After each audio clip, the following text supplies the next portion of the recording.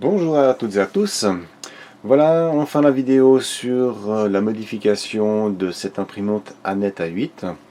Au départ, je voulais faire une vidéo, refaire une vidéo du montage de cette machine, mais au final, je me suis rendu compte que ce que je n'avais pas trouvé terrible dans leur vidéo d'explication qui est fournie avec, je vais les résoudre dans cette vidéo-là.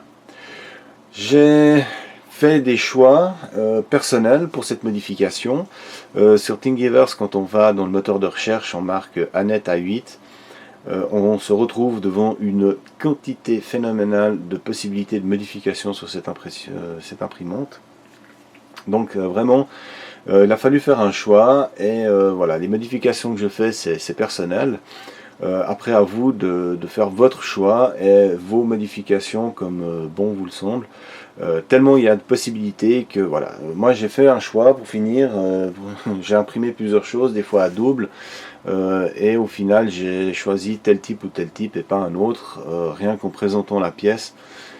Voilà, j'ai dû faire un choix et ce choix donc est personnel. C'est pas comme ça qu'il faut modifier votre imprimante, mais c'est comme moi je pense personnellement la faire. Voilà, donc je vais vous montrer en gros ce que je vais changer. Je ne vais pas filmer chaque démontage, chaque petite vis, etc. Si vous avez déjà fait vous le montage de cette imprimante, vous allez tout de suite savoir de quoi je parle lorsque vous allez vouloir modifier quelque chose. Donc je vais vous présenter les pièces que je vais changer, les pièces que j'ai imprimées et le résultat final. Je ne vais pas faire une très longue vidéo avec tout le démontage, le remontage, etc. Pour commencer, on va s'occuper de l'alimentation. Donc sur l'alimentation, on a le câble d'alimentation ici qui arrive en direct, c'est pas terrible. Ensuite on a les départs en tension faible. Là. Alors j'ai imprimé ici un cache avec donc un connecteur 230 volts qui vient bien ici, qui va venir là. Ensuite on va rajouter ici un ventilateur pour l'alimentation, sachant que ça chauffe quand même pas mal, surtout sur des impressions avec l'ABS où on est à des températures beaucoup plus élevées. Elle débite passablement de courant et là il y a quand même, ouais, c'est vraiment pas du luxe de mettre un ventilateur. Je vais encore voir, j'hésite à rajouter le porte-fusible que j'avais d'ailleurs présenté là, 12 volts avec plusieurs sorties, étant donné que je vais rajouter de l'éclairage, que je vais rajouter des ventilateurs. J'aimerais quand même séparer un petit peu les sorties et y mettre des protections. Au cas où, une fois, on a un petit souci, je préfère flinguer un fusible plutôt que l'alimentation. Normalement, elle est protégée, mais on ne sait quand même jamais.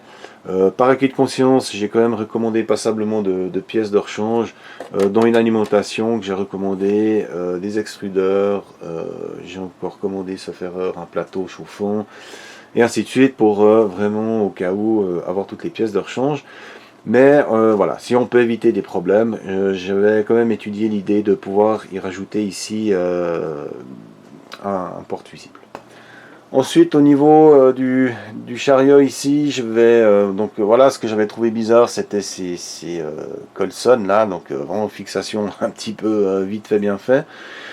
Donc là, on a une pièce qui va venir et elle va maintenir donc la courroie en place. Donc elle va venir là-dedans, elle est serrée et ça bouge plus. Voilà, donc la même chose aussi sur le plateau chauffant dessous. J'ai aussi une pièce qui va venir, qui est, sauf erreur, celle-ci, voilà. Donc il va se mettre dessous. Au niveau de la carte mère, je vais y mettre ici donc un cache avec un petit ventilateur. Je vais y rajouter, donc j'ai imprimé plusieurs chaînes à câbles, dont une partie va venir se mettre ici. Mais je ne sais pas encore exactement comment je vais l'intégrer par rapport au cache. Mais en tout cas, avoir cette pièce là pour avoir les câbles qui viennent ici, peut-être que je vais faire une fixation. Ça sera peut-être dans une deuxième partie. J'ai pas encore étudié exactement comment je vais faire. Comme je vous dis, il y a tellement de possibilités que pour l'instant je suis un petit peu dans le flou, mais au fur et à mesure que je vais monter, certainement que je vais élucider le problème. Ensuite, il paraîtrait-il qu'on a des problèmes au niveau donc du plateau chauffant ici, donc c'est tout du SMD. Et à force, certains composants crament, étant donné le courant important qui passe.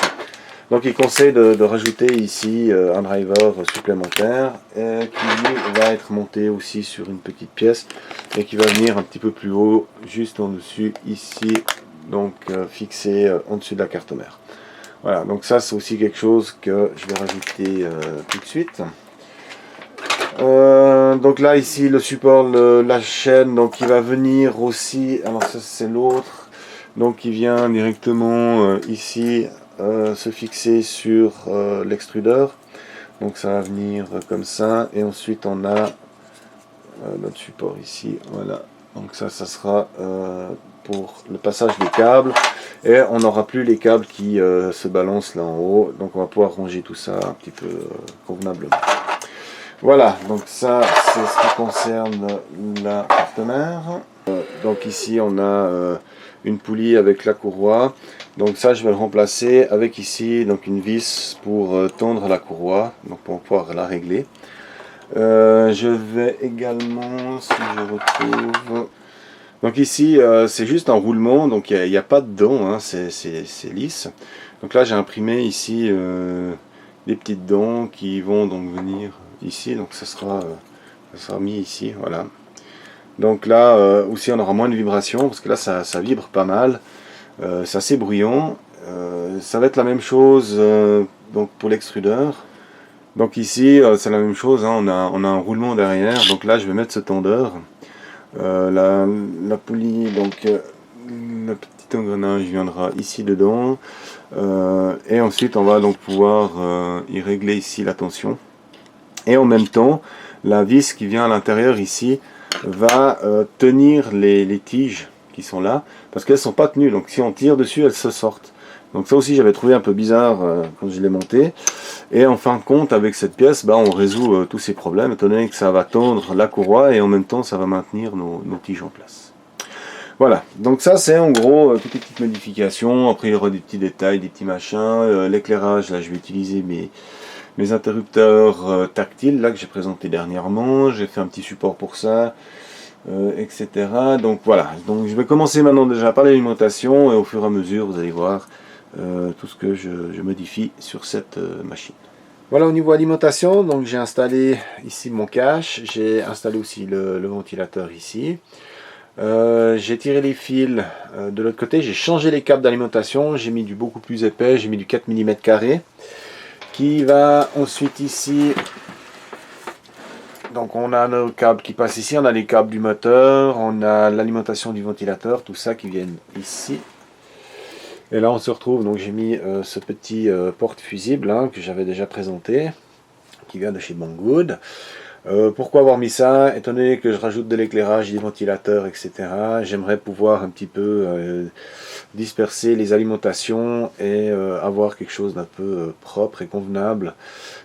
Et surtout en cas de défaut, éviter de flinguer des trucs. Si je peux avoir un fusible qui pète à la place d'une alim ou de la carte mère, ça m'arrange quand même mieux que d'avoir tout qui crame. Ensuite ici, alors bon là j'aurai un petit régulateur de tension pour le ventilateur qui va venir ici, qui sera en 5 volts et non en 12, j'en ai malheureusement pas en 12 volts. Donc ici une masse générale, donc avec l'alimentation qui est aussi en 4 mm. Ici en dessus, donc le nouveau driver pour la plaque chauffante, pour le bed. Donc là j'ai encore l'alimentation à faire. Ensuite au niveau du câblage ici, voilà, il y a des fils qui vont être un peu courts, donc je vais devoir les prolonger. Dont le moteur de l'extrudeur aussi ici qui est un peu trop court. Autrement les autres ça devrait le faire, donc j'ai mis le chariot tout en haut, sauf erreur elle imprime jusqu'à 20 cm de hauteur. Donc là, il faut que je prolonge un petit peu si je veux pouvoir mettre mon cache. Il y aurait quand même le moteur X aussi qui est un petit peu court, mais ça devrait jouer, ça devrait juste jouer. Je vais essayer d'éviter de trop devoir modifier ces câblages, mais disons que voilà, ça va aller pas trop mal. Voilà, donc j'ai installé également la chaîne à câble. Alors elle était assez libre, hein, sans les câbles, et puis là il y a quand même une petite rigidité. Alors j'espère que ça ne posera pas trop de problèmes lors de l'impression. Bon, à voir, ça suit pas trop mal, elle se lève un peu. Ça n'a pas l'air d'avoir un grand effort, hein, dès qu'on touche, elle s'écrase tout de suite. Donc ça me semble aller pas trop mal. Il me reste encore un petit peu à attacher ces fils correctement, les faire passer propres. Mais disons, voilà, et je trouve le rendu donne assez bien, c'est vraiment pas mal comme truc. Il me reste encore à faire en bas. Voilà, donc ici, hein, donc je vais tourner la plaque chauffante, je vais la dévisser. Je vais faire les 2-3 petites modifications, donc ça je vais vous filmer la modification, étant donné que c'est pas compliqué, mais voilà, il y a quelques petites pièces à récupérer, donc c'est bien de savoir lesquelles il faut récupérer. Même chose pour la courroie hein, de l'extrudeur, là je vais aussi devoir modifier, donc ça je vais filmer ce qu'il faut récupérer et comment modifier.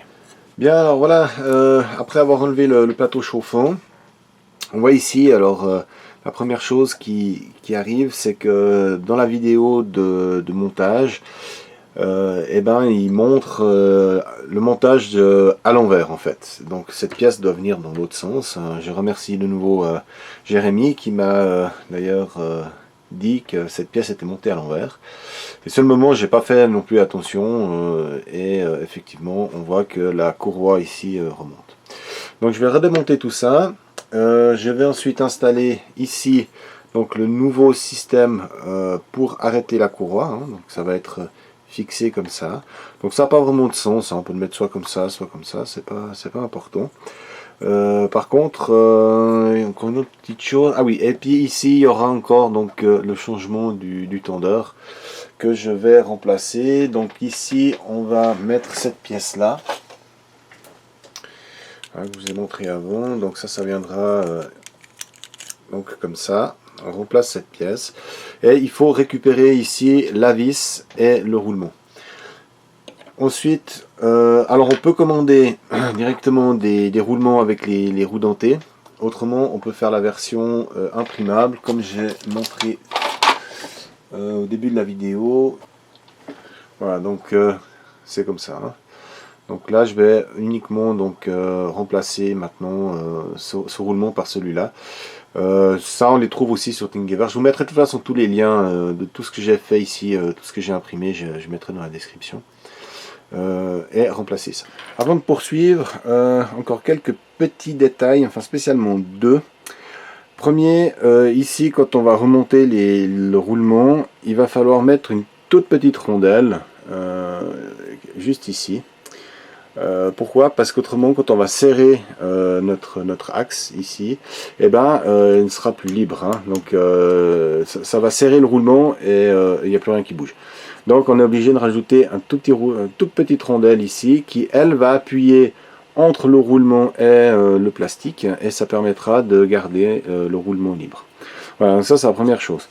Deuxième chose... Alors, bon, le système ici, voilà, on arrive à bien tondre, mais ça bouge. Enfin, je suis pas spécialement convaincu du système, mais bon, on va voir à l'utilisation. Une autre chose encore sur le moteur de l'autre côté, je vous montre ça tout de suite. Alors une chose que j'ai même pas vue au montage, en fin de compte, voilà, on voit très bien ici la courroie. Quand elle arrive ici, on voit, elle est complètement tordue. Hein. Et en fait, je me dis, mais c'est pas possible. Et en fait, oui, l'axe est réglable. Donc en fait, d'usine, le moteur n'était pas réglé. Donc j'ai même pas vu ça. Voilà, je l'ai utilisé plusieurs fois, cette machine. Et pour l'instant, je n'avais pas vu ça. Donc maintenant, il faut ici desserrer et régler, voilà, notre courroie. Voilà, maintenant on est nickel, on est tout droit.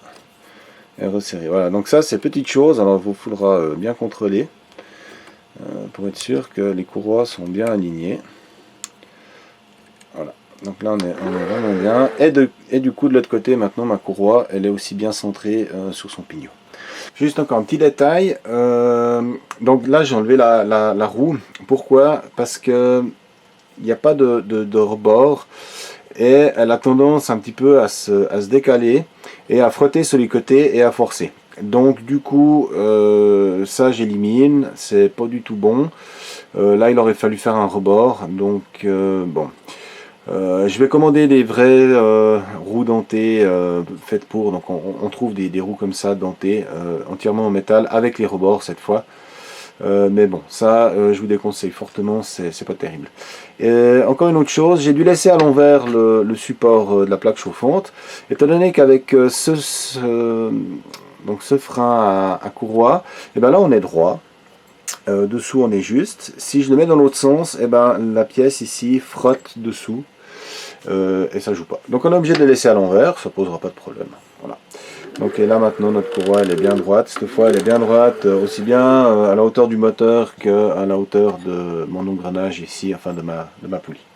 Voilà, par contre le tondeur, bah, ici il fonctionne, hein, donc là on peut tondre, il n'y a aucun problème.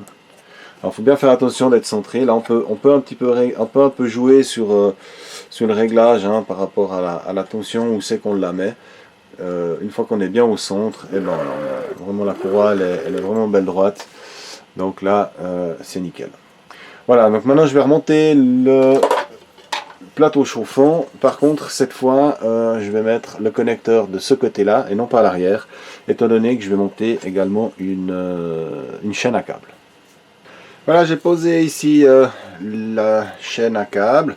Alors celle-là elle va pas trop mal, hein, comparée à celle d'en haut. Bon, elle est beaucoup plus courte, mais elle va bien, elle suit bien. Voilà, donc c'était un petit peu ouais, c'est un petit peu compliqué à passer les câbles, spécialement au fond là-bas. Il faut un petit peu limer. Voilà, l'impression est pas super précise. Bon, moi j'ai pas imprimé en général j'imprime soit en rapide ou en normal, j'ai pas fait en très long, et on a toujours un petit peu les ongles, hein, qui sont un petit peu écrasés, qui ont des petits défauts. Et pour que ça passe bien, que ça suive bien là, et ben il faut voilà, un petit coup de lime pour que ça passe bien. Maintenant je passe encore la modification de la courroie de l'extrudeur. Après ben, je refais la mise en service. Enfin il me reste encore quelques petits câbles à prolonger et à attacher. Mais encore vite la petite modification au niveau du tendeur là pour la courroie de l'extrudeur. Voilà, alors ici je vais remplacer, hein, comme j'avais montré au tout début de la vidéo, donc je vais remplacer, c'est un peu archaïque, hein, comme ça fait là, donc mettre le support ici de maintien de la courroie, et à l'autre bout ici donc changer et mettre un tendeur qui fera également le maintien donc des barres ici, hein, des tiges. Alors, elles tiennent, hein, elles sont quand même appuyées dedans, mais c'est vrai que d'avoir quelque chose qui appuie pour bien les maintenir, c'est quand même quelque chose de mieux. Voilà. Concernant le tondeur ici, alors j'ai mis la petite roulette dentée, hein, donc j'ai monté ça là. J'ai laissé celle qui est dessus, on n'arrive pas à la démonter, il faut tout désosser pour l'enlever, mais elle ne gênera absolument rien. Donc le roulement qui est là, on peut le laisser sans problème. Ensuite ici, pour mettre les écrous, ils ne rentraient pas bien dedans, alors je les ai chauffés un petit peu avec un fun à décaper, et je les ai appuyés gentiment dedans et ils ont bien pris la forme, donc ils sont bien. Voilà, donc là j'ai juste rajouté donc deux demi-roulements. De nouveau j'ai mis aux extrémités donc des petites rondelles, j'ai bien serré ici, on a la roue qui est libre. Voilà, donc ça va venir maintenant ici, tac, et ensuite on va pouvoir tondre notre courroie et ensuite la bloquer ici avec un contre-écrou. Voilà, tout bêtement. Et à l'arrière, ici, voilà, donc ici j'ai mis donc la nouvelle pièce de fixation là, de maintien de la courroie. Donc vraiment, ça ne bouge plus. Voilà, je vais finir ces petites choses là, et ensuite faire le réglage final. Il me restera encore l'éclairage à faire, mais l'éclairage, je vais devoir réimprimer des pièces. Car comme je voulais faire, c'est vraiment pas terrible et ça me plaît pas. Donc mais bon, ça c'est un détail que je ferai un peu plus tard. Voilà, j'arrive au terme de ces petites modifications.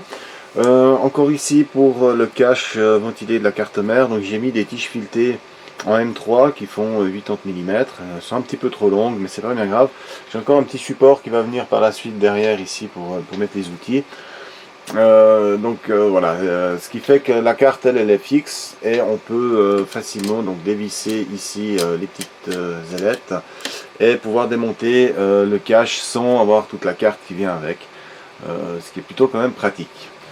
Donc une petite chose que j'ai dû vite faire, c'est ce petit support ici qui vient se fixer sur le plateau chauffant pour maintenir ici la chaîne à câble en dessous du niveau du plateau.